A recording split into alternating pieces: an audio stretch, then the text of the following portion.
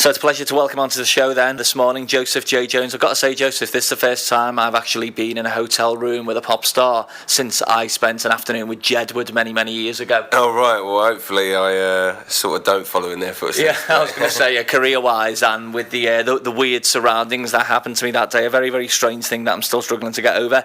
Anyway, thank you very much for coming on this morning. We are catching up pre-gig, so when this goes to air, it's first thing on a Friday morning when you listen to this right now, you will have already performed at Park Street. We'll talk about that in a few moments' time, but so far, how is the tour going? Yeah, no, it's been great. We started in Glasgow, and unfortunately because of the weather the way it was and all the rest of it stopped people from coming out, but nonetheless the people that have turned up to the shows and come to the shows have been really good, and it's been really worth doing. But yeah, we was in Newcastle last night playing Think Tank, which was a great venue, and yeah, tonight we're playing Studio 2. So, and then after that we're doing all the B's, Bristol, Brighton, Birmingham, and we're doing London, and then we're doing Oxford as well. Yeah, then you're off to Germany as well. I noticed there's quite a few dates over there. Yeah, seems to be sort of hitting the ground running over there a little bit. Like Gospel Truth really done me a favour over there, so we always we tour more so over there than we do over here because there's more.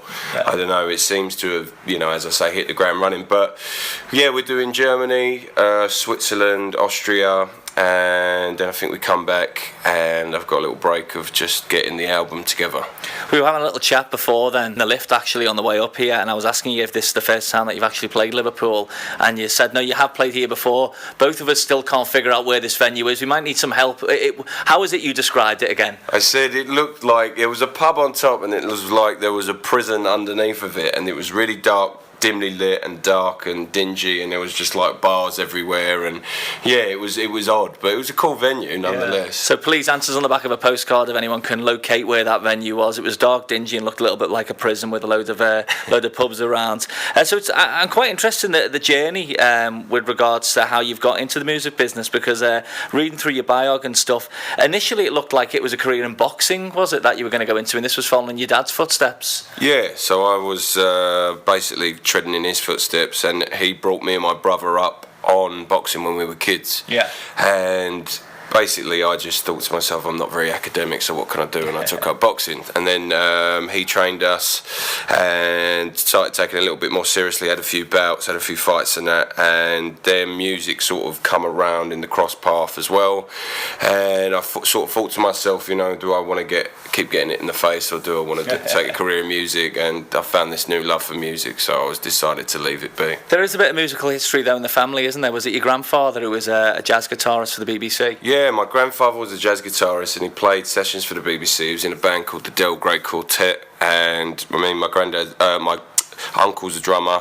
my dad can sing, my nan was a concert pianist, so it's like music's always been around, do you know what I mean? It's always been there, but yeah, there's a driving force with my granddad, do you know what I mean? Who were the big influences for you then, growing up? Obviously you've got that musical influence in the family, and it seems to be in your blood really, but was there one particular artist or song that you heard that made you think that this is what I want to go into?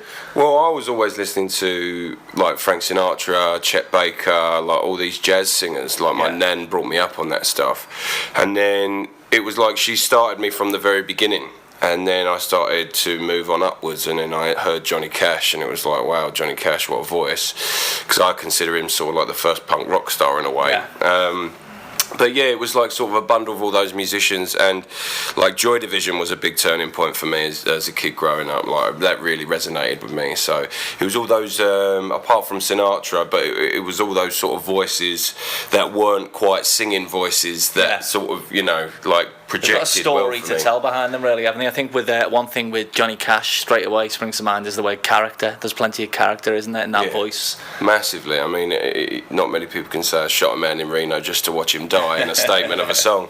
And no, he makes me want to listen to what he's got to say, and that's what I try and put over in my songs when I'm writing. I try to make them sort of universally sort of apt as possible, but still keep trying to keep them personal. So you make the decision then that you're going to go into the music business, you're going to leave the boxing career behind. Your early performances in a lot of football, we were talking about football before we actually start recording this. You're a big West Ham man, I'm a big Everton fan, so we were talking about our love of our current managers, shall we say. But I was reading in your bio that you perform at a lot of football pubs, but now was this pre or post game that you were doing this? Or? This was pre, so this was like this was weird, but I used to result depending, was it, a lot of the times, these gigs? Yeah. So it would, depending on what games we had on and all the rest of it, is 3 o'clock kickoff would always be after the game, but if it was 5 o'clock it'd be before, because you never know what's going to go down. But I used to do all the old East End pubs and that, but I ended up in a couple of Millwall pubs one time and they found out I was a West Ham fan, so that didn't go down too well. But I was going to say, I can imagine that would have been some interesting feedback that you would have received from the Millwall lot. Yeah. Okay, so we've been playing your single Crawl quite a bit on the radio station. We're going to talk about your brand new one, which we're going to play for the first time this morning in a few moments' time. But we've got an album on the way, haven't we, pretty soon? Can you tell us a bit about that?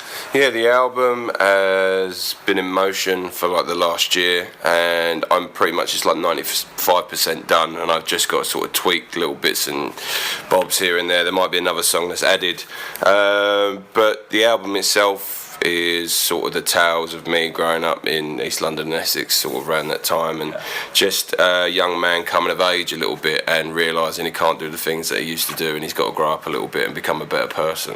Where are you recording that, by the way? Because we were talking about the venue that you're playing this evening, which is Park Street. There's a lot of history there, a lot of top acts that have not only performed there but recorded their albums. Most famously recently we've had people the likes of Rihanna who's been there, Coldplay have recorded a couple of their albums, going back to the sort of Liverpool scene with the Bunnymen. Is it anywhere in particular that you're recording your album at the moment, is where you're working on it? Yeah, I recorded all of it at Church Studios, which is in Crouch End. Yeah. So you got a lot of people there. You got the guy who wrote all Adele's tracks there at the moment, so he's up there. But it's a real hub for new music, especially people on my label Communion.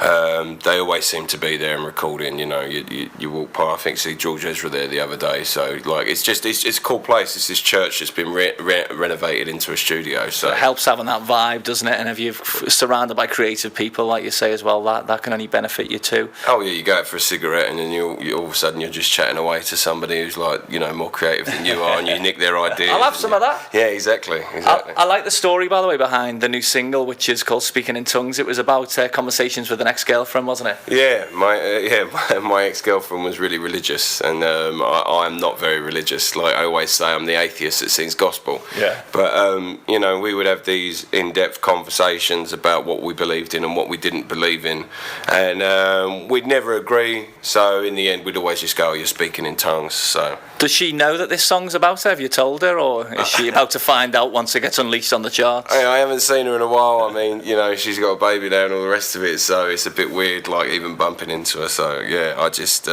if she hears the song, which I don't know if I hope she does or I hope she doesn't, but if she hears the song, she'll definitely know straight away it's about her. All right then, Joseph. Well, thanks a lot for coming on the show this morning. We can find out more information about you via your website, josephjjones.com. Like you mentioned, you're on tour at the moment. By the time this goes out, you'll probably be getting yourself ready to head over to Europe. All what's left to do is for you to just introduce your brand new single for us this morning on Zest Breakfast.